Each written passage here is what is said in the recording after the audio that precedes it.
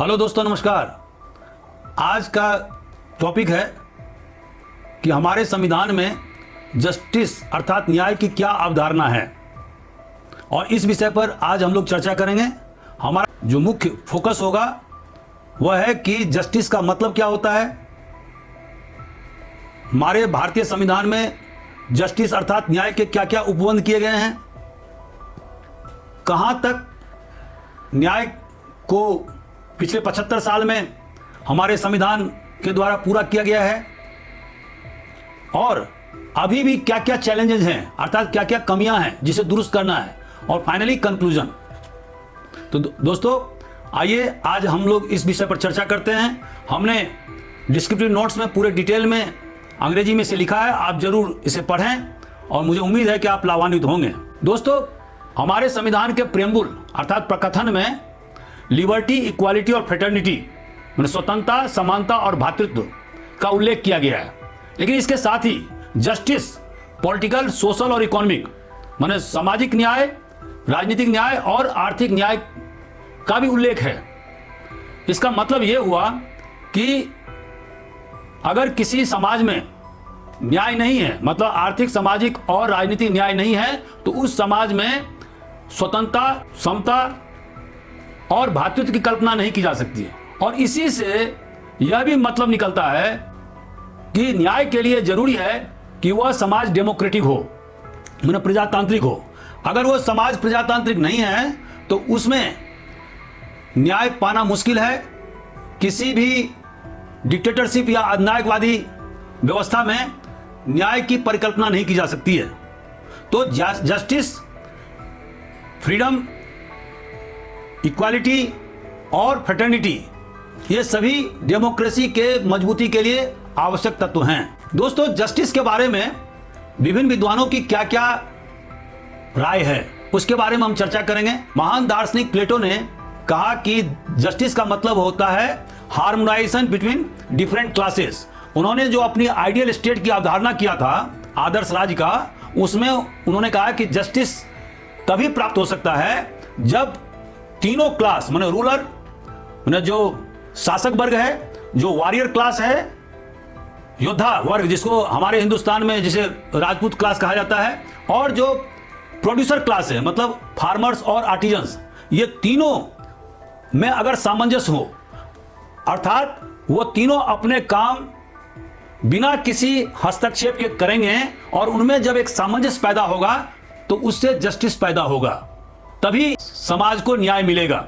दोस्तों, कौटिल्य ने कहा कि जस्टिस तभी प्राप्त हो सकता है जब आम जनता को राज्य के द्वारा प्रोटेक्शन माने सुरक्षा दिया जाता है। अगर कोई राज्य की जो आदेश है उसको नहीं मानता, उससे पनिश किया जाता है, लेकिन वो पनिशमेंट प्रोपोर्शनेट होना चाहिए, और राजा को धर्म प्रवर्तक होना चाहिए, माने टू प्रोमुलगेट द धर्म। अब यहां पर प्राचीन भारत में धर्म का मतलब अलग था। धर्म का मतलब यह था कि जिस व्यक्ति को जो कार्य दिया गया है समाज के द्वारा वही काम करेगा। अगर वो व्यक्ति डेविएट होता है माने दूसरा काम करने लगता है तो राजा का यह कर्तव्य होगा कि उसे पनिश करे। और इसीलिए कौटिल्य ने राजा को धर्म प्रवर्तक की उपाधि दिया था।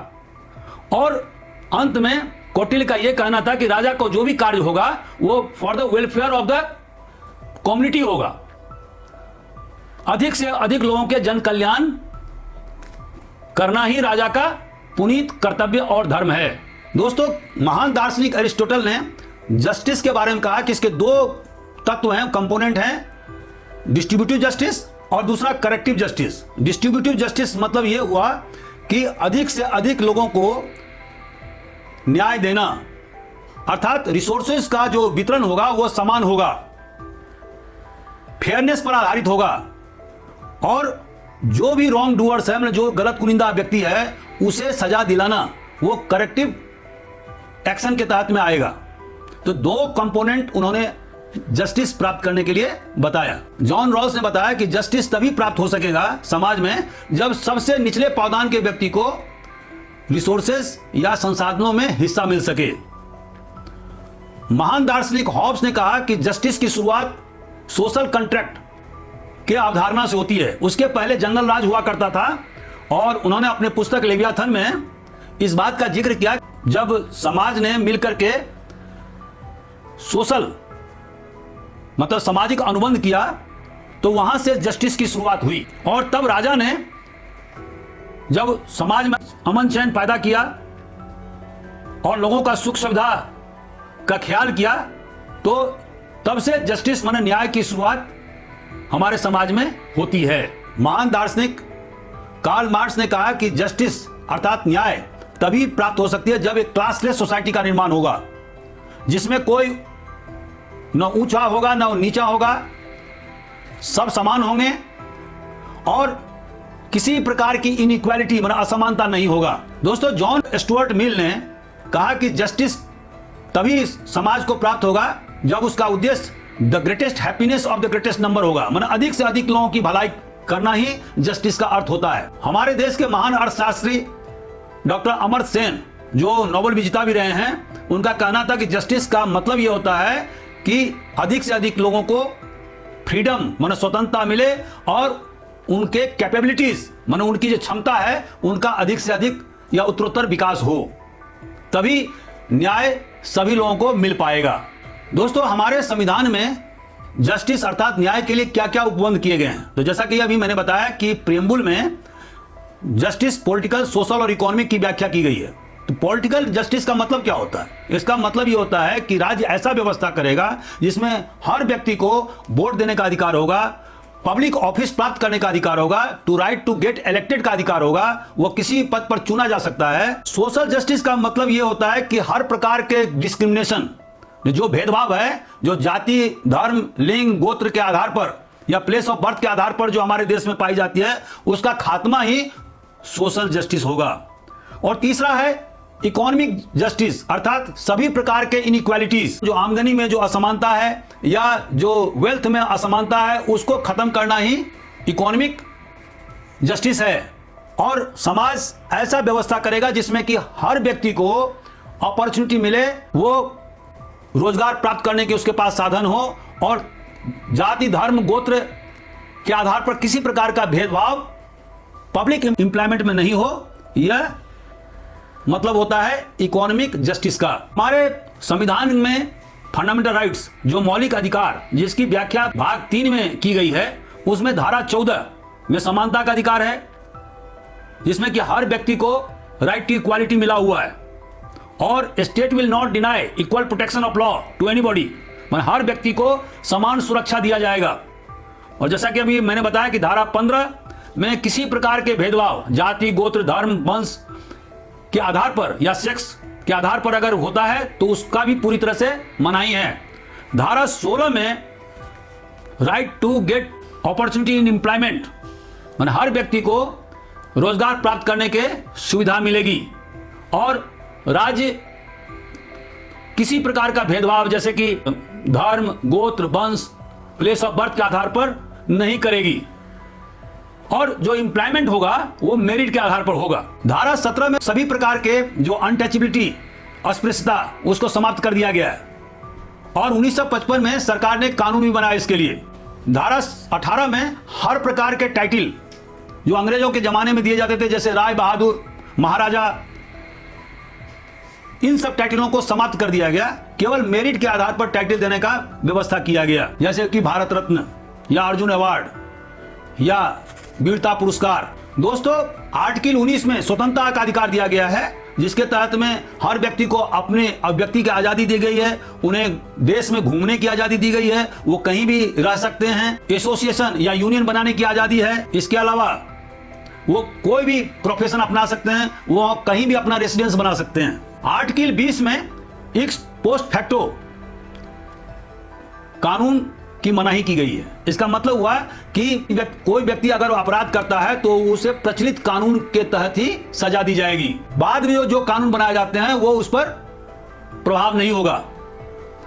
इसके अलावा किसी व्यक्ति को एक ही अपराध के लिए 2 बार सजा नहीं दी जा सकती है, जिसको डबल जेओपार्डी कहते हैं। और तीसरा कि किसी व्यक्ति को अपने खिलाफ ही गवाही देने के लिए फोर्स या मजबूर नहीं किया जा सकता है, सेल्फ इनक्रिमिनेट नहीं किया जा सकता है। आर्टिकल 21 में राइट टू लाइफ और लिबर्टी की अवधारणा की गई है और सुप्रीम कोर्ट ने इसको बहुत ज्यादा विस्तृत कर दिया है, इसके स्कोप को, जिसमें कि राइट टू शेल्टर माने आश्रय का अधिकार मिला हुआ है, right to live with dignity, right to health, right to education, right to livelihood, right against inhuman treatment.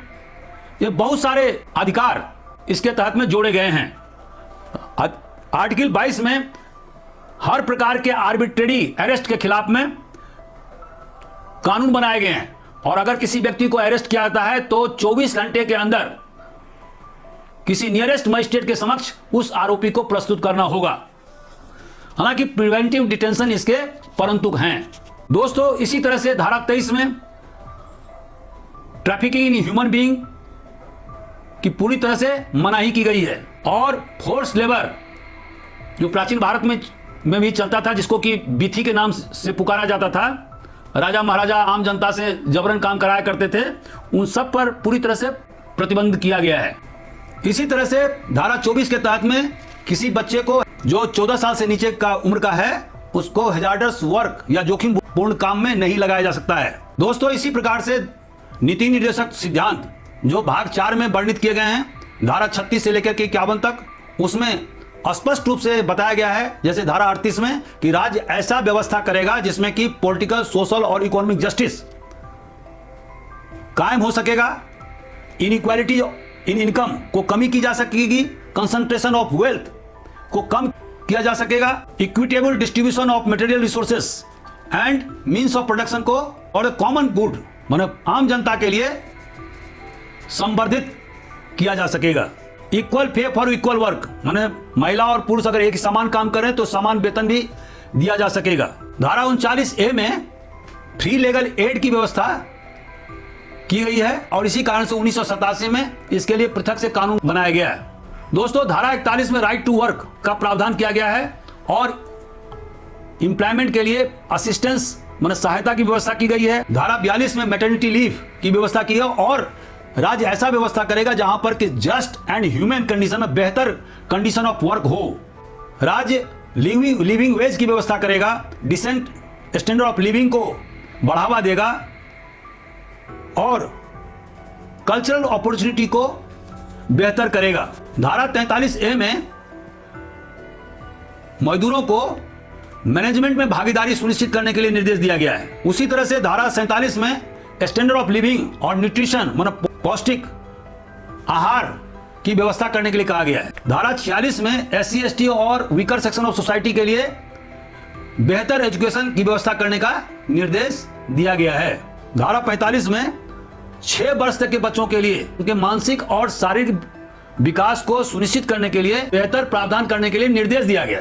दोस्तों, यहां पर मैं बताना चाहूंगा कि जहां पर फंडामेंटल राइट्स या मौलिक अधिकार इन्फोर्सिबल है कोर्ट के द्वारा, वो जस्टिसिएबल है, लेकिन जो directive principle of state policy जो भाग 4 में वर्णित है उसे कोर्ट के द्वारा इन्फोर्स नहीं किया जा सकता है, लेकिन वह किसी भी सरकार के गवर्नेंस या शासन करने के लिए मौलिक सिद्धांत है।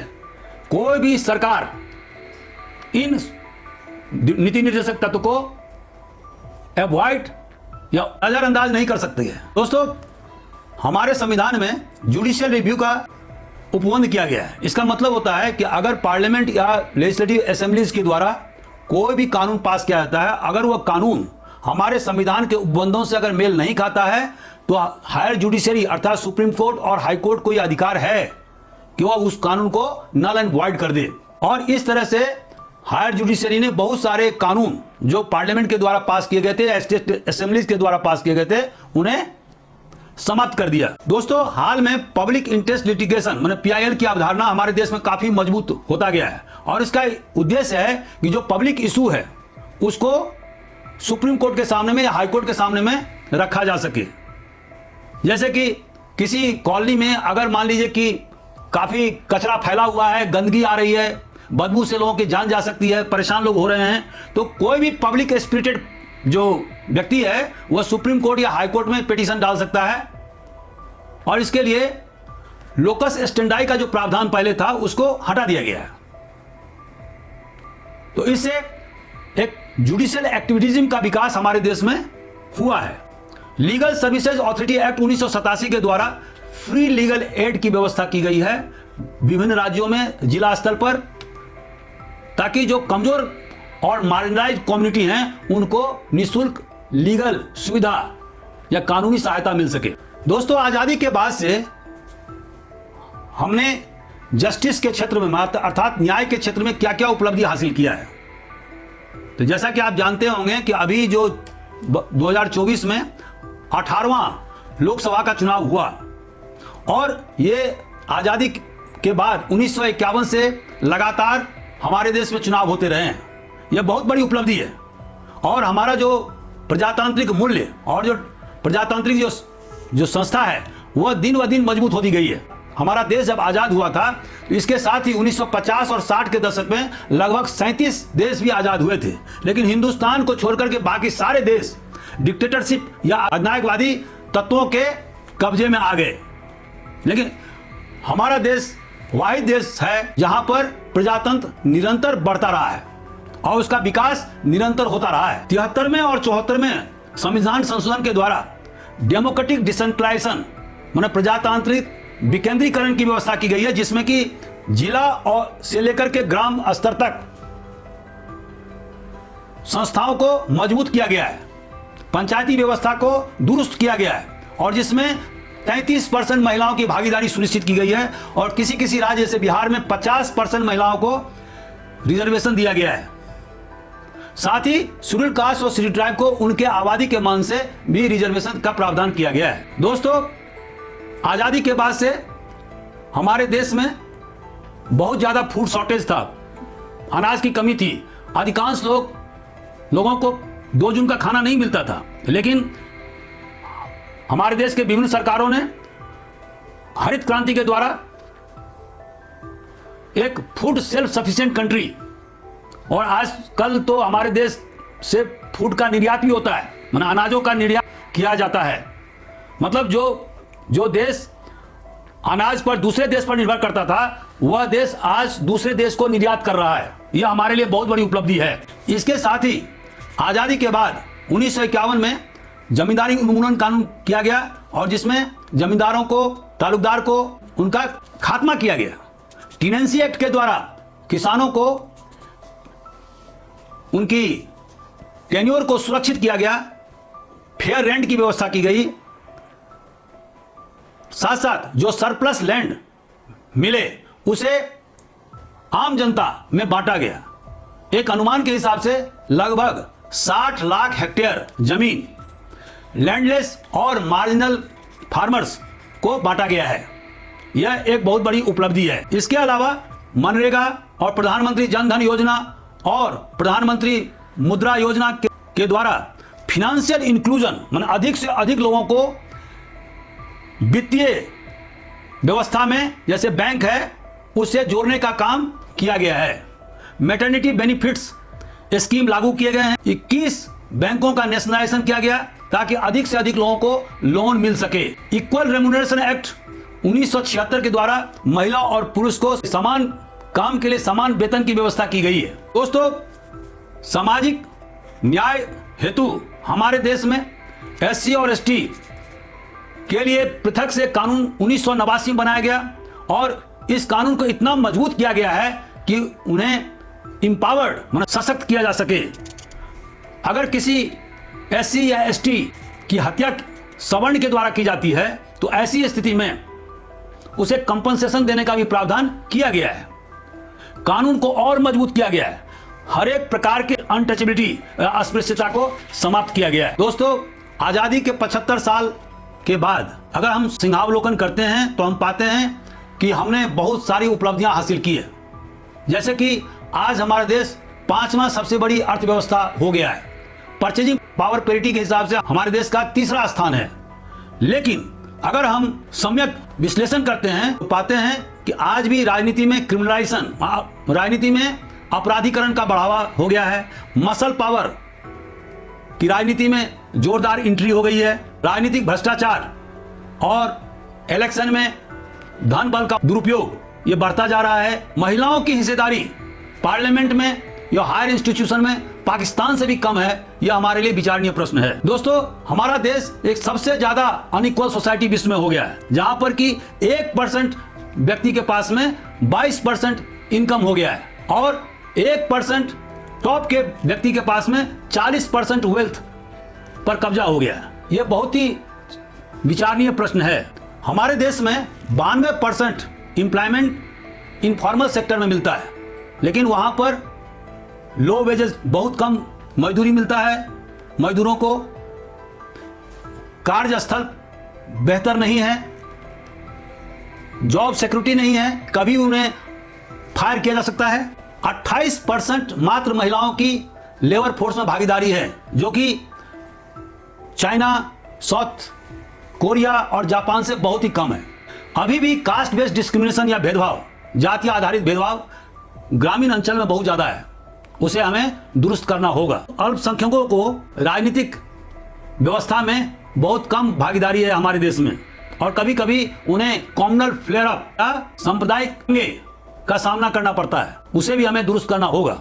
कंक्लूजन दोस्तों, हमारे देश में जस्टिस अर्थात न्याय तभी प्राप्त हो सकेगा जब हम इंक्लूसिव ग्रोथ माने सम्यक वृद्धि पर जोर देंगे, और यह इंक्लूसिव ग्रोथ तभी हो पाएगा जब समाज में असमानता को कम किया जाएगा, लोगों को अधिक से अधिक रोजगार की व्यवस्था की जाएगी, सामाजिक समरसता व्याप्त होगा और महिला और पुरुष में जो बहुत ज्यादा गैप है उसको कम करना होगा। और अंत में जो हमारा जो डेवलपमेंट गोल है, विकास का जो लक्ष्य है, वो सस्टेनेबल होना चाहिए। तो अधिक से अधिक हम रिसोर्सेज का दोहन करें, लेकिन वह फ्यूचर माने भविष्य में हमारे संसाधनों पर किसी प्रकार का विपरीत असर नहीं डाले, ताकि जो अगली पीढ़ी है वो भी हमारे संसाधनों से अधिक लाभान्वित हो सके। तो आज का हमारा वीडियो कैसा रहा, इस पर आप अपनी टिप से जरूर अंकित करें। Thank you very much.